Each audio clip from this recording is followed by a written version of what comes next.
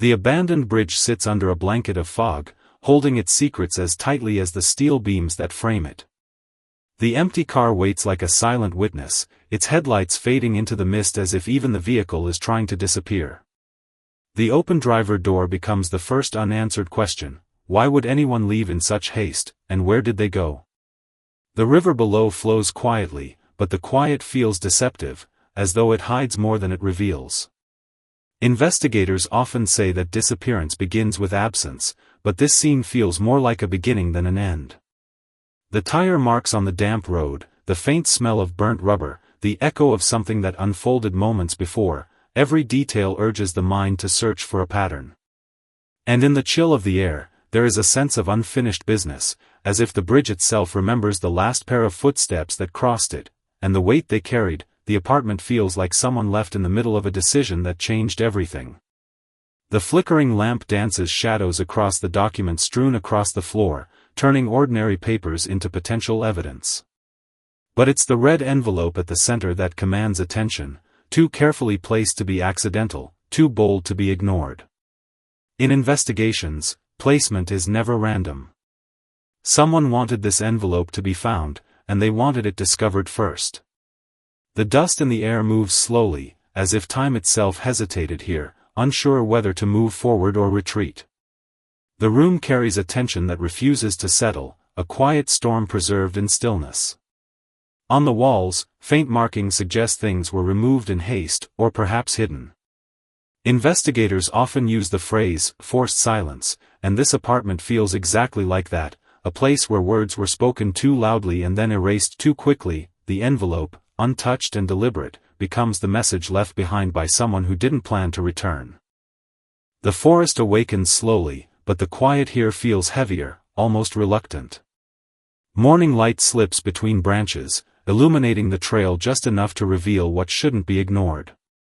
The single shoe in the dirt stands out, not because it's unusual, but because of what surrounds it. Drag marks, faint yet undeniable, carve a silent path into the deeper woods, pointing toward a story that was interrupted in the most violent way. In criminal investigations, small details often carry the loudest truths. The placement of the shoe, the angle of the drag marks, the disturbed soil, each piece hints at a struggle no one witnessed. Birds remain strangely quiet, as if the forest itself discourages attention. And with each step deeper along the marks, you sense that this event didn't begin here, it ended here. The trail becomes less a path and more a memory etched into the earth, whispering of someone who expected to return home but never did. Nature holds no judgment, it only keeps what people leave behind. The motel sits isolated at the edge of a forgotten highway, its neon sign struggling to stay alive with each blink. Rain sweeps across the empty parking lot, washing away footprints but not suspicion. Among all the dark windows, one glows dimly, as if its light fears being seen. Behind the torn curtains, something waits, or perhaps something already happened. Motels often become crossroads for travelers, but sometimes they become the final chapter for someone running out of time. The storm overhead adds a restless energy, rattling metal signs and bending old lamp posts. Investigators know that weather can erase evidence, but tonight, the rain seems to hide more than it destroys. The glowing window becomes an invitation into uncertainty, a silent signal that inside that room, a decision was made that could not be undone, and the longer the rain falls, the more the motel feels like a stage where truth and lies coexist behind a flimsy door. Storage units are meant to hide forgotten belongings, but this one feels like it hides something far more deliberate. The metal door hangs crooked, as if someone left in urgency, not caution. Sunlight filters in thin strips across the concrete, illuminating dust that curls upward like smoke. And in the middle of the room sits the suitcase, old, worn, and forced open with a violence that leaves no ambiguity. Investigators often call suitcases silent containers, because whatever they hold or once held shapes the entire narrative. The torn lining, the faint smell of damp fabric, the small items scattered around the floor, each detail suggests someone removed something important, perhaps incriminating, perhaps dangerous. The air feels heavier the longer you stand inside, as if the past still lingers near the walls. And the open suitcase becomes a question that refuses to close. What was inside, and why did someone risk breaking in to take it? The hillside road rises slowly through layers of morning fog, but today the silence feels heavier, more deliberate. The overturned motorcycle rests unnaturally on its side, its engine still warm, suggesting the incident happened only moments before anyone arrived. Beside it lies a helmet, cracked through the center, a fracture that tells a story without needing a single witness. Skid marks streak across the asphalt, sharp and chaotic, leading straight toward the cliff's edge. Investigators often say that nature leaves clues unintentionally, and here the fog acts like a curtain drawn too early, hiding the final seconds of a desperate struggle. Was this an accident, or did someone ensure the rider would never complete their journey? Nearby plants are crushed, soil displaced, pebbles scattered, tiny disturbances that hint at a second presence, someone who didn't stay long enough to be seen. As the sun slowly climbs, the scene becomes clearer, but the truth remains just out of reach. The road holds its secrets tightly, waiting for someone patient enough to read between the skid marks. The basement feels like a room built for secrets, not storage. The single bulb flickers overhead, casting long shadows that stretch across dusty concrete and piles of forgotten newspapers. But it's the map on the wall that commands attention, a large sheet covered in red markers arranged with meticulous intent. Investigators often refer to such maps as obsession boards, places where patterns are formed long before crimes are understood. The air smells of old ink and damp stone, creating a sense of decay that mirrors the unsettling arrangement of dates scribbled along the map's edges. Each red pin marks a location connected by invisible threads, events separated by time, yet linked through motive. The scattered newspapers, yellowed and brittle, hint at someone studying the past to predict the future. Whoever used this space wasn't just planning, they were documenting, tracking, controlling. The basement doesn't feel abandoned, it feels paused, as if the owner intends to return and add another red marker to the wall. The silence tightens, turning the room into a quiet confession of intent. The lake glows softly under the fading light, but the tranquility carries an unsettling undertone. The weathered dock extends like an invitation to step into the unknown, its planks creaking under the slightest breeze. The rowboat tied at the edge rocks gently, as though it remembers the last person who used it. Then there's the glove, pale, waterlogged, drifting near the boat as if trying to return to its owner. Lakes have a way of holding more than reflections, they hold stories that rarely surface willingly.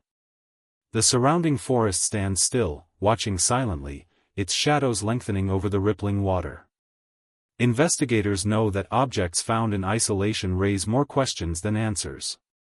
Why one glove? Why so close to a boat that seems untouched? The dock itself bears marks of hurried movement, scratches along the railings, a plank slightly shifted out of place, signs of a struggle not loud enough to draw attention but violent enough to leave traces. As the sun sinks behind the trees, the lake becomes a mirror to secrets that refuse to stay buried. The farmhouse stands alone, its wooden frame worn by years of neglect. The barren field around it stretches endlessly, offering no cover, no distractions, only silence. Yet the silence feels deceptive. The shattered windows expose dark rooms inside, empty but heavy with the weight of forgotten stories. On the porch sits a rocking chair, its slow, rhythmic movement defying the still air. Investigators often say that abandoned homes absorb the energy of the events that take place within them, and this house feels saturated with something unresolved. Paint peels from the walls like old memories trying to escape. The front door hangs slightly ajar, suggesting someone left quickly or someone entered without permission. Faint footprints in the dusty porch boards reveal recent activity, the marks too defined to belong to time alone. The farmhouse doesn't just look abandoned, it looks watched, as if the moment you turn your back, the rocking chair might shift again, carrying with it a warning from the past. Some structures decay naturally, others decay because they choose to remember. The tunnel stretches endlessly into darkness, its stone walls echoing with distant vibrations from trains long gone. The maintenance lights cast an eerie yellow glow, illuminating just enough to reveal what shouldn't be there. An old suitcase lies open on the tracks, its contents scattered like the remains of a hurried escape. Personal items, a scarf, a notebook, a broken watch, create a breadcrumb trail of someone's final known moments. Investigators know that train tunnels are unforgiving places. They hide evidence quickly, absorbing sound and light until even memory struggles to survive. The air feels colder here, as if the tunnel itself is reluctant to share what happened. Dust settles unevenly around the suitcase, suggesting it was dropped recently, not abandoned long ago. And the items strewn across the metal rails hint at a struggle, one that ended before anyone could intervene. The tunnel swallows the silence, turning the scene into a chilling reminder that sometimes the most dangerous places are not the darkest ones, but the ones where escape becomes impossible. The cabin feels like a relic from another time, but the atmosphere inside carries a tension too recent to ignore. The lantern flame trembles as if reacting to a story the room still remembers, casting uneven light across rough wooden walls. At the center sits the ledger, old, thick, and open to a page filled with carefully written names. Some are crossed out in dark red ink, each stroke deliberate and cold. Investigators often say that motives reveal themselves in patterns long before suspects appear, and this ledger is a pattern carved in silence. Dust gathers on unused shelves, yet the table looks disturbed, as if someone left moments before discovery. The names themselves form a quiet puzzle, some familiar, some unknown, all connected by a thread only the writer understood. Outside, the forest presses in, sealing the cabin in isolation. Inside, the ledger feels less like a record and more like a warning, a list of those who came too close to a truth someone was desperate to hide. The rooftop sits high above the restless city, yet it feels eerily disconnected from the world below. Wind races between rusted vents, pushing loose papers across the concrete like clues fleeing from the truth. The briefcase lies dangerously close to the edge, its latches broken, as though it was forced open in a moment of panic. Documents spill across the roof, maps, receipts, coded notes, each one carrying the weight of a secret someone didn't want exposed. Investigators know rooftops often become intersections of choice, a place to flee, to hide, or to leave behind something too risky to carry further. The fading sunlight casts long shadows, stretching across the scattered papers like fingerprints of the past. Nothing about the scene feels accidental. The wind is too sharp, the placement too deliberate, the silence too heavy. As night approaches, the rooftop becomes a stage frozen after the final act, leaving behind only the evidence of a decision that changed the balance of power in ways the city below would never fully understand. The riverbank feels desolate, shaped by erosion and secrets carried by the current. Cloudy skies loom overhead, casting a gray stillness that settles over the scene like a blanket. Police tape flutters weakly, its yellow warning almost swallowed by the wind. But it's the pocket watch, half buried in wet soil, that anchors the mystery. Its cracked glass and dented casing suggest a struggle, while the frozen hands hint at a moment of impact time itself chose to remember.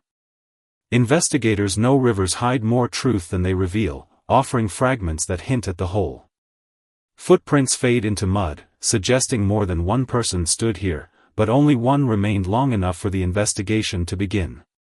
The water's edge shows signs of disturbance, reeds bent, stones displaced, droplets forming irregular trails. This place feels like the end of a journey someone didn't choose. And as the clouds darken, the riverbank becomes a border between truth and disappearance, between what the evidence shows and what the water refuses to release. The neighborhood appears peaceful at first glance, rows of homes tucked neatly beneath a low, clouded sky. But peace is deceptive. The unmarked van parked beneath the tree breaks the symmetry, its back doors slightly ajar as though someone left in a hurry, or planned to return. A faint metallic smell lingers in the air, carried by a breeze that seems too cold for such an ordinary street. Streetlights cast soft halos on the asphalt, but none of that light seems willing to touch the van. Investigators often say that danger hides best where routine thrives, and this van feels like a threat stitched directly into the fabric of everyday life. Tire tracks nearby show recent movement, yet the silence is absolute. Curtains in nearby homes remain closed, unaware of the moment unfolding outside. The open doors suggest a story just beginning or abruptly ending, and the shadows inside the van look deep enough to swallow any trace of either. On this street, normalcy ends at the van's rear doors. The archive room breathes stillness, yet nothing about it feels untouched. Rows of towering shelves stretch into dim corners, carrying decades of forgotten trials, sealed testimonies, and quiet failures of justice. But one folder stands out, pulled halfway from its place, its edges cleaner than the dust-covered files around it. Fresh fingerprints smudge the cover, suggesting someone came here recently, someone who knew exactly what they were searching for. Investigators often believe that old cases resurface not by accident, but by intent. The hum of fluorescent lights overhead creates a low, uneasy vibration, as though the room itself resents being disturbed. Papers jut from the folder's opening, hinting at a case long closed but far from resolved. Footprints in the thin layer of dust trail toward the exit, their direction unmistakable, someone left here with purpose. In the quiet of this archive, the air feels charged, almost expectant. A single disturbed folder reveals a truth investigators know too well: the past never stays buried when someone has something to gain from digging it up. The warehouse looms silently, its broken windows revealing glimpses of moonlight that scatter across cracked concrete floors. Crates lie stacked unevenly, as if someone left in a hurry, abandoning both goods and intentions. The crow perched above watches like a silent sentinel, adding a pulse of life to an otherwise frozen scene. Investigators often describe warehouses as crossroads for secrets, places where truth and deception coexist in dust and shadows. Footprints in the grime suggest recent movement, too cautious to be random, too deliberate to be accidental. Each crate, each splinter in the floorboards, seems to carry a story of what was hidden, transported, or discarded. The warehouse is not just a setting, it is a silent witness, holding fragments of planning, fear, and consequence. And in the fog that drifts lazily inside, the narrative waits to be pieced together, leaving the sense that the next discovery could reveal both the crime and the culprit, or only deepen the mystery still further. The alley feels like the city's forgotten artery, carrying whispers of movement too fast, too quiet, to be noticed. Rain has left puddles that capture the fractured glow of a failing street lamp, creating illusions of life where none exists. Against the brick wall, a blood-stained note commands the eye, its jagged edges revealing a sense of urgency and desperation. Investigators understand that such markers are rarely accidental, they are messages, either intended for someone specific or left to mislead. The surrounding walls are tagged with peeling graffiti, but none of it distracts from the note's gravity. Every droplet on the ground, every crack in the bricks, tells a story about haste, tension, and unresolved conflict. As the night deepens, the alley becomes a theater for the unseen, a place where a struggle played out and left evidence behind in whispers. The note, smeared yet legible, carries the faint scent of iron and fear. In this narrow corridor, the city itself feels complicit, holding its breath while the truth waits just out of reach. The hallway stretches into darkness, lined with lockers whose dents and rust are testimonies to years of neglect. Dust drifts in through broken windows, settling on floors where echoes of laughter and footsteps no longer exist. The chalkboard still holds half-finished lessons, frozen mid-sentence, as though time stopped here for everyone at once. But it's the single shoe, abandoned in the center of the floor, that pulls the scene into focus, a detail that doesn't belong, a clue left for those who are searching. Investigators know abandoned schools often conceal more than graffiti and decay, they hide the aftermath of choices and missteps that weren't meant to be discovered. The faint sound of a loose shutter rattling in the wind adds an unintentional rhythm to the silence. Each scuff mark, each cracked tile, hints at movement that preceded discovery. The hallway itself seems to remember the moments that passed, holding them in stillness for anyone patient enough to notice. The shoe becomes a question, a story fragment, a key to understanding the unresolved truth that lingers here. The rooftop rises above the city, isolated and overlooked, a stage for acts that go unseen by those below. Satellite dishes tilt toward the sky, their shadows stretching unnaturally across cracked concrete, giving the impression of unseen figures observing every move. Beside an upturned chair lies a broken camera lens, its glass shattered, suggesting a sudden confrontation or a hasty escape. Investigators often note that rooftops are not just vantage points, they are witness points, silent keepers of events that unfold in secrecy. The wind whistles across the edges, carrying faint debris and the distant hum of traffic, but the rooftop itself feels suspended in time, holding its own memory of the past night. Footprints in the dust indicate movement and struggle, yet nothing can fully explain the broken lens or its significance. In this elevated isolation, every object becomes a statement: the chair, the lens, the shadows, together they tell the story of tension, fear, and a choice that no one outside could have anticipated. The parking garage sits empty, its concrete floors cold and echoing with the smallest sound. Fluorescent lights flicker, illuminating broken lines and oil stains in uneven intervals, turning the space into a patchwork of shadows and light. A lone car stands in one corner, its door left open, as if abandoned mid-motion. From its interior, papers spill onto the ground, creating a trail that leads deeper into the dim structure. Investigators know that abandoned vehicles are often silent witnesses, temporary archives of haste, conflict, or desperation. Each page, each footprint on the dust-covered ground, tells part of the story, but the narrative is incomplete without attention to detail. The garage walls are lined with empty pillars, amplifying the emptiness, turning silence into a heavy presence. Somewhere within the shadowed recesses, a detail might have been missed, a clue that connects this half-finished scene to events that unfolded outside. And as the lights buzz and fade, the garage becomes more than concrete and steel. It becomes a monument to decisions made too quickly and secrets left exposed. The cemetery stretches into fading light, tombstones tilting at odd angles, worn by years of neglect. The air feels heavy, as if carrying both memory and menace. Among the broken stones, a lantern casts a small, trembling circle of light onto a freshly disturbed patch of earth, soil still loose, impressions of footprints visible. Investigators know that cemeteries often conceal more than the past. They preserve hints of actions meant to go unnoticed. Shadows from twisted trees reach across the graves like silent fingers, pointing to the scene as if demanding attention. The soil's texture suggests haste, yet precision, as though someone worked both quickly and carefully. Leaves scatter lightly across the ground, disturbed by the passage of someone who intended to erase evidence, yet left just enough behind. In the growing darkness, the cemetery becomes both stage and witness, a silent observer of trespass, secrecy, and intent.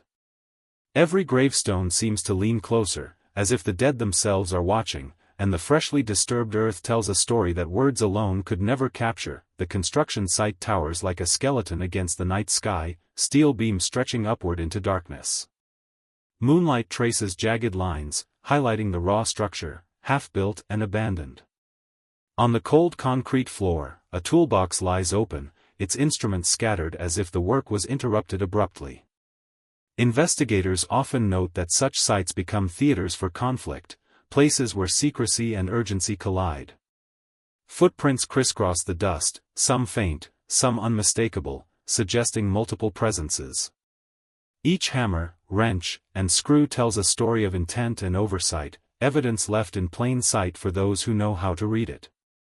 The wind whistles through unfinished walls, carrying a metallic scent that feels almost alive.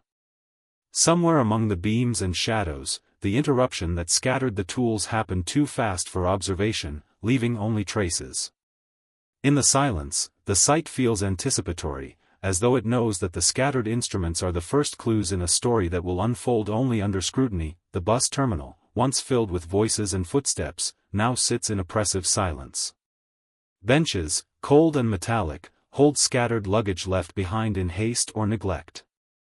The echo of distant footsteps seems almost imagined, amplified by the empty expanse. Amid the stillness, a single torn ticket flutters across the floor, propelled by the faintest draft, landing as if to mark a point in a story. Investigators know that forgotten items in public spaces are rarely accidental in the context of crime. Each object carries intent, and each movement leaves evidence. Dust settles unevenly, showing signs of recent movement, and faint scuff marks suggest someone left hurriedly. The harsh glow of overhead lights alternates between bright and dim, creating long, distorted shadows that obscure as much as they reveal. In this quiet, the terminal becomes a snapshot of lives interrupted, decisions abandoned, and secrets left exposed. Every detail, the luggage, the ticket, the silent benches, whispers fragments of a narrative that remains incomplete but hauntingly present. The dockyard stretches along the misty water, containers rising like silent towers against the pale light of dawn. The fog clings to every surface, softening edges but intensifying the sense of isolation.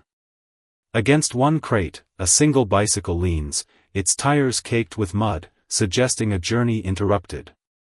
Investigators often regard dockyards as crossroads for secrets, places where evidence can hide in plain sight among industrial monotony. Footprints in the damp soil trace erratic paths, hinting at a chase, a meeting, or a hurried departure. The air smells faintly of salt and metal, and the faint creak of stacked containers shifting in the wind adds a subtle tension. Every surface in this space seems to hold fragments of action, tire tracks, disturbed gravel, impressions on crates.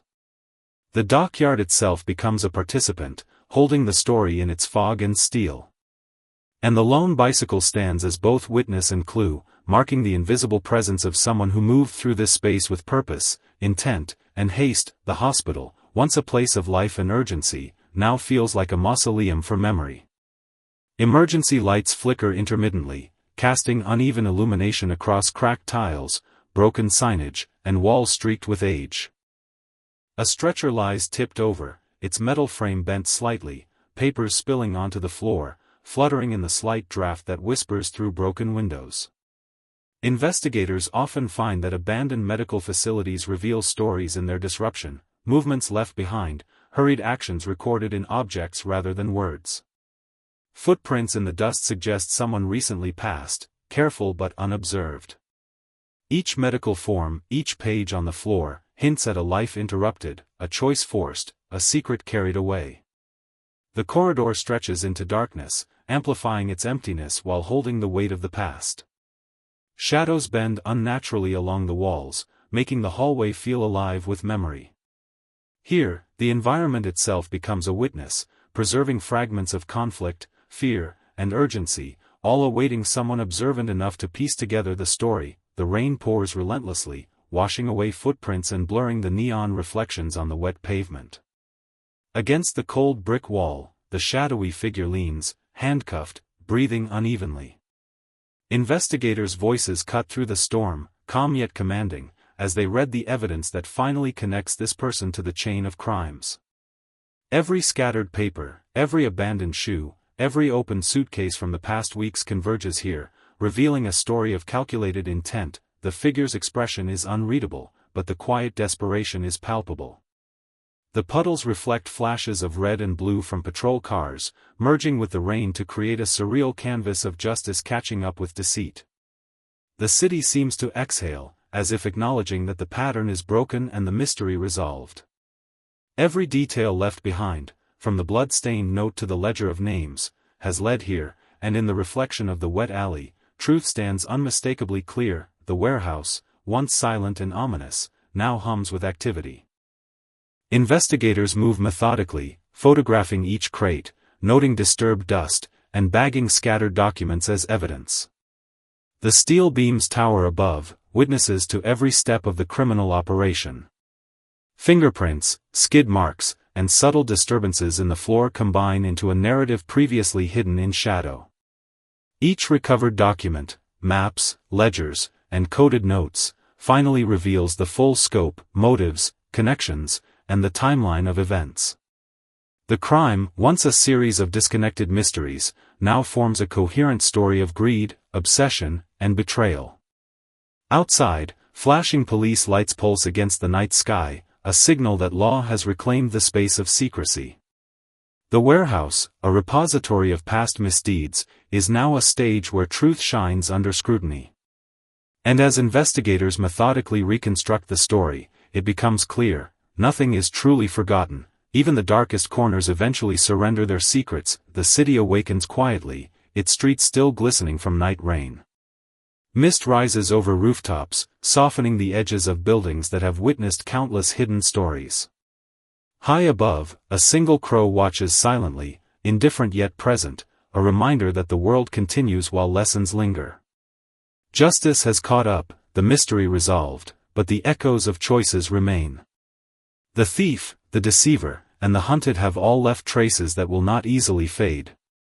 In the streets below, the mundane resumes, yet a subtle shift has occurred, a reminder that greed, obsession, and betrayal carry consequences, no matter how meticulously hidden. The sunlight spreads slowly, revealing every shadow but leaving room for reflection. The city, in its vast indifference, teaches that while darkness can persist, truth has a way of surfacing, sometimes quietly, sometimes dramatically. And as the crow takes flight, the story concludes, a testament to human flaws, the fragility of secrets, and the unyielding presence of justice.